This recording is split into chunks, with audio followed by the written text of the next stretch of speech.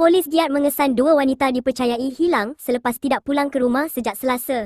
Ketua Polis Daerah Subang Jaya, Asisten Komisioner Wan Azlan Wan Mamat berkata, laporan mengenai kehilangan Siti Nur Syafiqah Edarullah dan Siti Ismah Datul Husna Abdullah diterima pada jam 6.05 petang.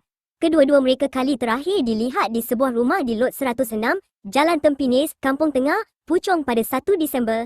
Katanya, Siti Nur Syafiqah memiliki ketinggian 157 cm, berat 60 kg, berkulit kuning langsat, berambut pendek kerinting hitam, hidung bulat, mata sepet dan bibir nipis. Siti Ismah Datul Husna pula berketinggian 160 cm, berat 70 kg, berkulit hitam manis, berambut panjang perang, hidung bulat, mata bulat dan bibir tebal. Katanya, menurutnya, maklumat boleh disalurkan ke bilik gerakan IPD Subang Jaya di talian 03 7862 7222 atau kepada penolong pegawai penyiasat Sarjan Ahmad Fairuz Salim di 016 7279 9039.